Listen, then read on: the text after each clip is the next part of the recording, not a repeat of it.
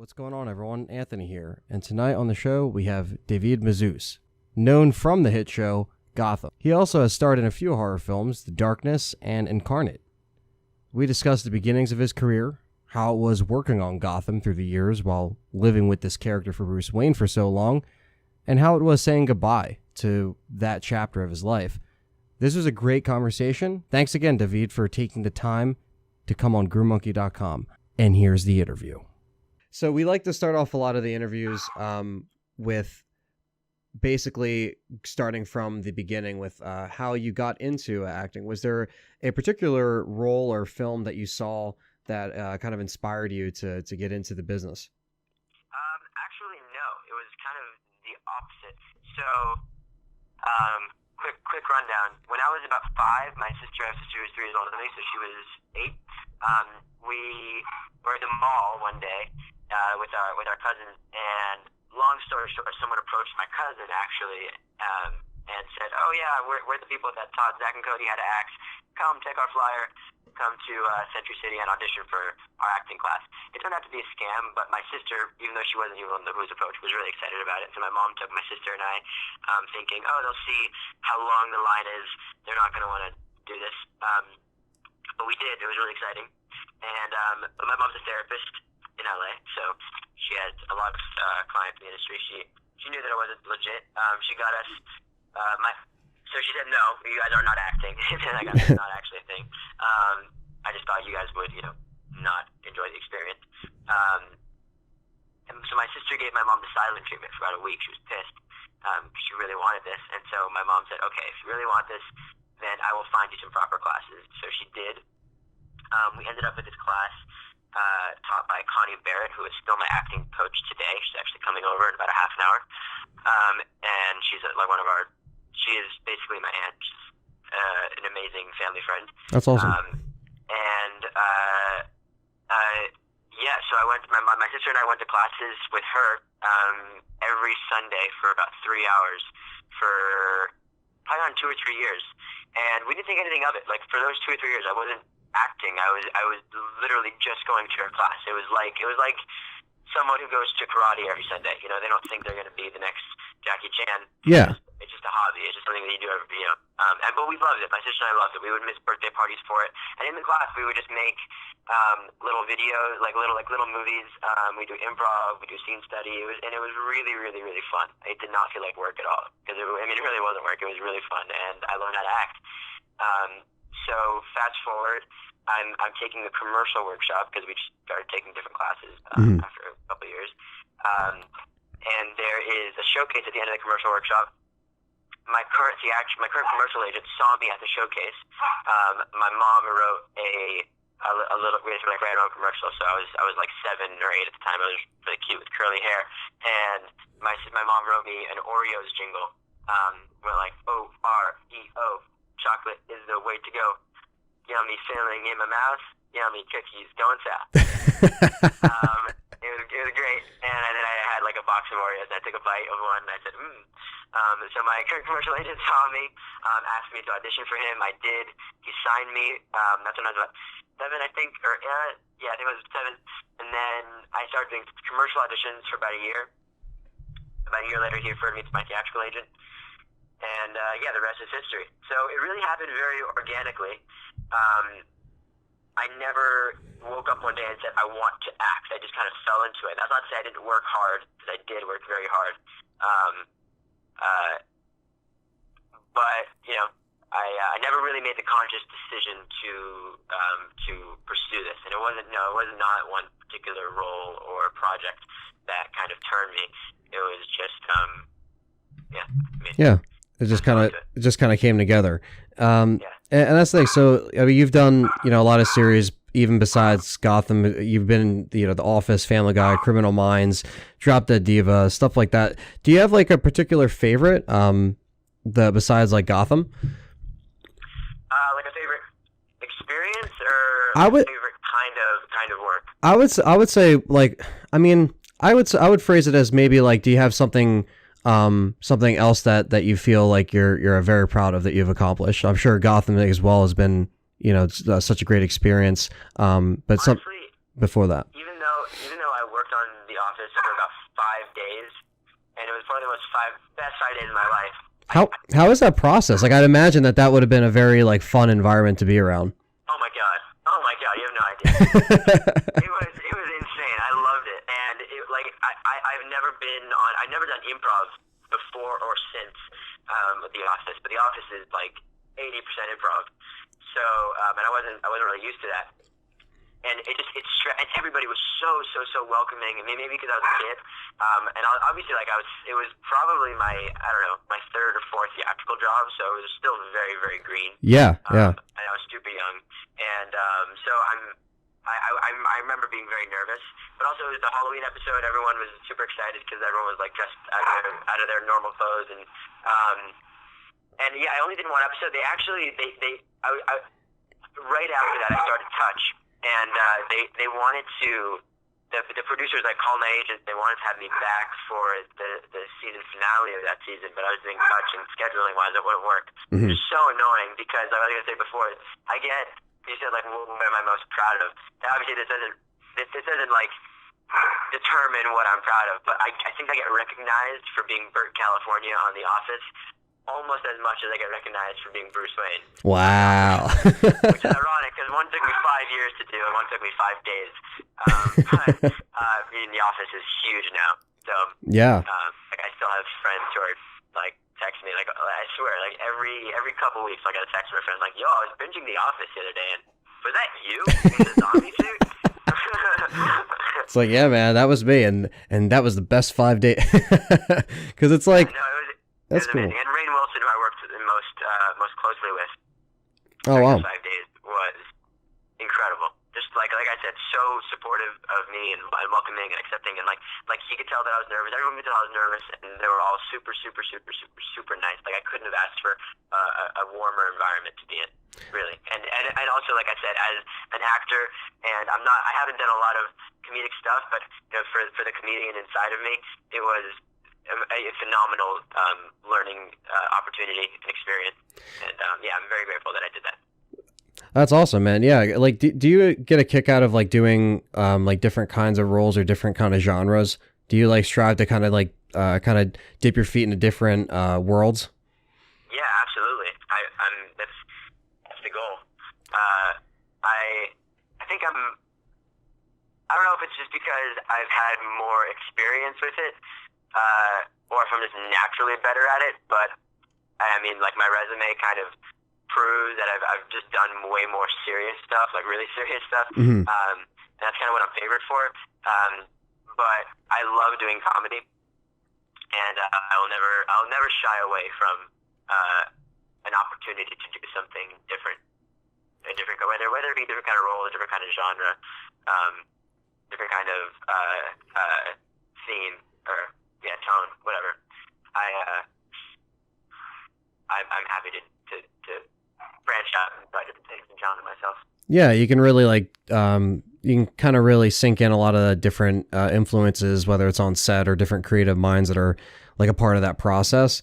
And it seems like, I mean, and you've done a great job of it. And I was thinking, like, when you're going into a role, like Bruce Wayne in Gotham, did you have any feel any kind of pressure as far as like kind of stepping into the shoes and representing it, or were you trying to just kind of like stay? Because I think, in my opinion, you did a great job staying in your own lane and doing something specific to those characters and what the show was building around. And I thought it worked out great. Thank you. Yeah, but so just to answer that question, it never even crossed my mind that people would expect a certain something from my take on the role. Mm-hmm. Because I was, and that's simply because I was 12 when I got it. Yeah. I didn't realize that I was stepping into a world. I was stepping into a character that people have known and have loved for 75 years at the point that I was taking it on. Mm-hmm. It just and I was just like, when I got the dummy sides during my audition, I read it how I thought they should be read. When I got the part, I was like, okay, I guess that's the essence of my character, and so I just kind of based everything off of that. And obviously, took things from the research that I did, but it never occurred to me that there'd be a certain kind of pressure stepping into a character that has been alive and thriving for so long, and has already been in the hearts of audiences for decades upon decades. It didn't hit me until way after I had already established the character, and it was way past the point of no return is when I realized that, like, when people started asking me that kind of question, I was like, oh, maybe there should have been some pressure when I started, but no, thankfully there wasn't. And I just kind of did my own thing, and that's kind of where that stemmed from for me personally. In terms of the show, I think the show has also found, obviously in a much more thought out way. Yeah. The show has really found a way to embrace the canon and also, like you said, find its own line and stay in its own lane and kind of define its own version of this world. And I'm very proud to be a part of that. Yeah, definitely, man, because it's one of those things where, you know, like, did you, when you kind of started, did you kind of go down like the Batman rabbit hole at one point, or did you go through like a comics? Like, did you end up kind of getting more immersed into some of the original canon and stuff that was kind of connected to it? Like, as you got older and started to realize like the impact that something like this would have on a lot of comic book fans? Yeah, definitely. I did all my research. As much as I did way too much research. I didn't get my hands on. Like, right when I booked the role, at first, the very first thing I did was get a Batman encyclopedia. Wow. I studied it. Then I went and found, first comic book I read was Batman R.I.P. I don't know how to do the comics you are. Yeah. Great comic. Sorry, my dogs are very loud. You're fine. I read every comic book I could get my hands on. I watched every movie more than one time. Watched the Adam West TV show. I watched the animated series. I completely went overboard, and then but honestly, after a little bit of time, it stopped becoming research. It was like I could tell people it was for research because of my. If you walked into my room, you would think it was some kind of. You would think something weird was going on. There's Batman everywhere, like from Batman comic books. Like comic books litter the room, but like. Action figures, statues, like everything Batman you could possibly imagine is, and that comes from the fact that I just fell in love with this world the second I was introduced to it. I never really got into comics at all before the show, but the show introduced me to that world, and I fell in love with it. And so I could tell people that this weird fascination that I had was for research, but really it was just because I adored it. Yeah, you're just enjoying like the going down like each rendition and seeing different artistic takes on, you know, Batman, because there's so many. And you know, as far as like, and especially with how different characters or different, even how different people have played Bruce Wayne, and definitely in Gotham, you know, as far as like there, you know, there was a lot of rough patches and almost, you know, very dark and angry themes. And did you enjoy really exploring that, really getting down to like a broken Bruce Wayne? Yeah, absolutely. I mean, one of the things that I always say is, people ask me, what's your favorite part about playing Bruce Wayne? And if you would ask me that when I first booked the role, like probably for the first year, I would say that's a very easy answer. It's being able to play Bruce Wayne, an iconic role. And you know, I'm a part of this. I'm a part of this canon now. Super cool. But I soon realized, and as I got a little older, and I was kind of growing with this role, I realized that's not my favorite part about playing Bruce Wayne. That's great, and it's amazing, and I love it more than anything. My favorite part about playing Bruce Wayne is the rich nature of this character, the complexity of this character. It's a goldmine as an actor. Mm-hmm. Really, I mean, like this character is such a unique story. He was born out of hurt and vulnerability and tragedy and loss, and he turns that into strength. He turns that into courage. He turns that into determination.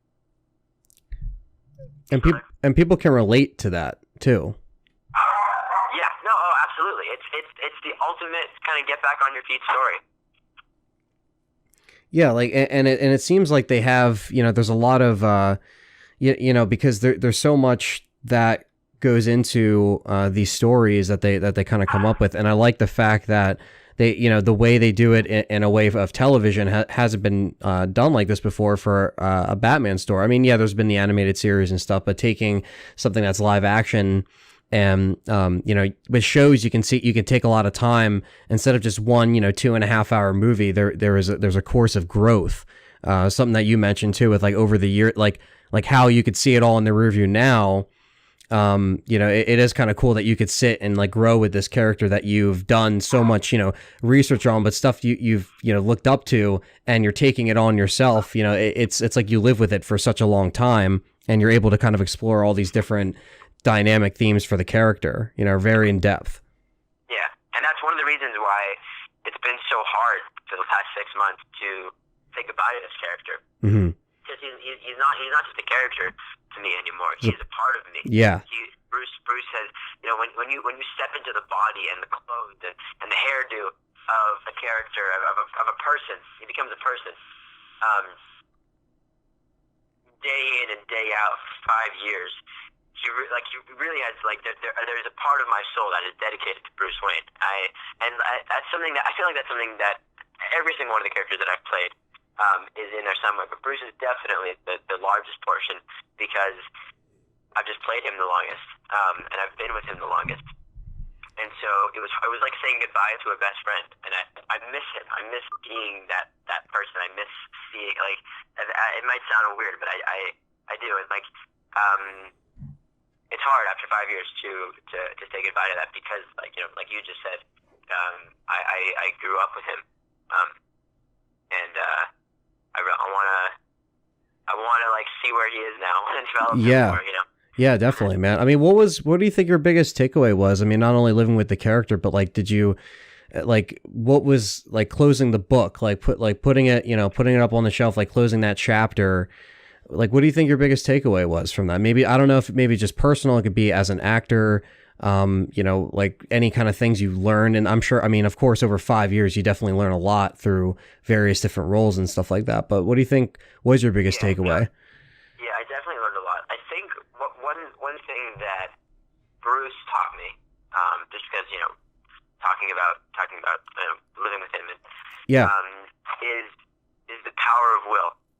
And it's something that is very much alive in every Batman incarnation. It's not unique to Gotham, but just being in that body, being in that mindset, literally physically in that mindset, to say to yourself, all right, something happened, something went terribly wrong for me.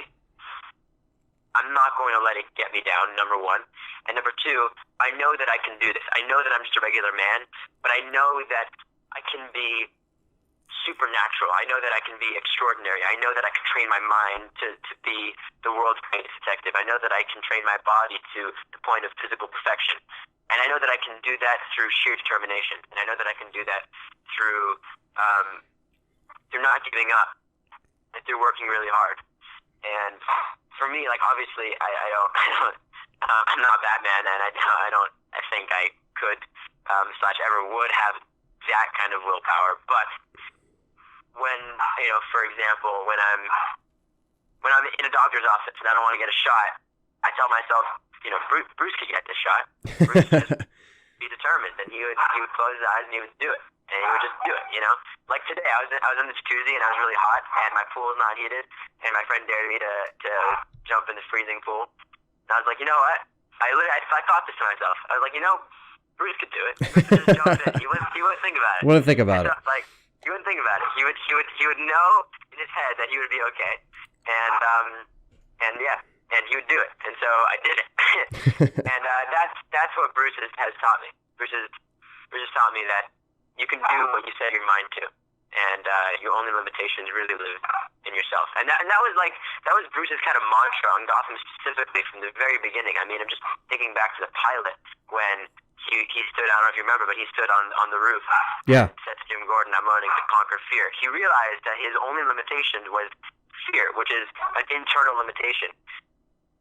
And he wanted to transcend that. He wanted to get rid of that limitation. And that's something that I think is an extremely hard thing to do, but an extremely important thing to learn in life. And that's what he's taught me. That's my takeaway, I'd say. because I closed the book and put it on the shelf.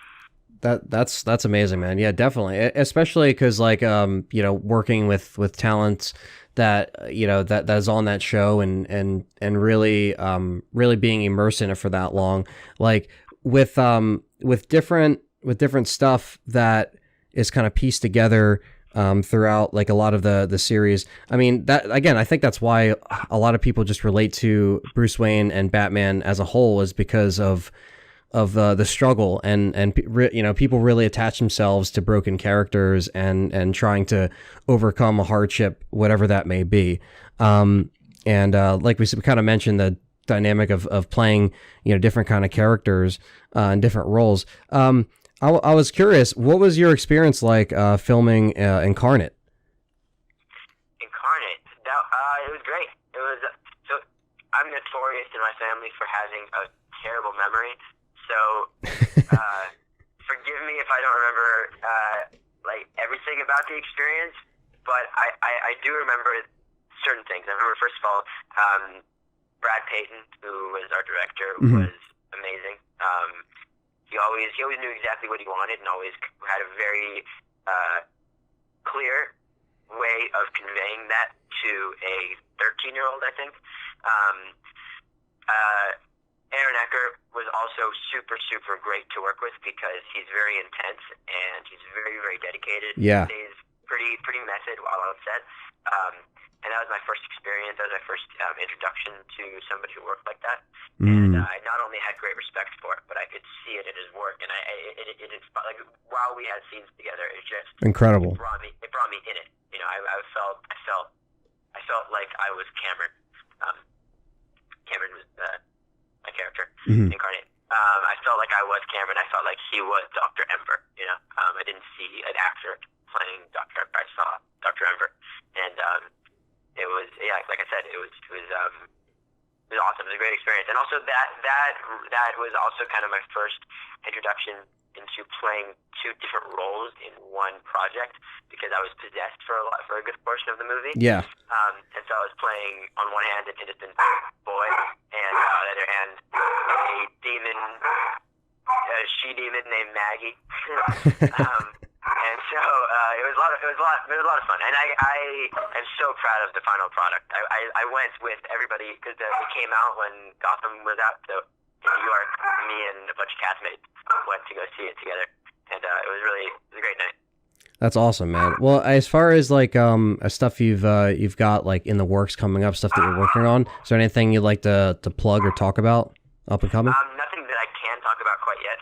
Everything's kind of under wraps. Still in the works.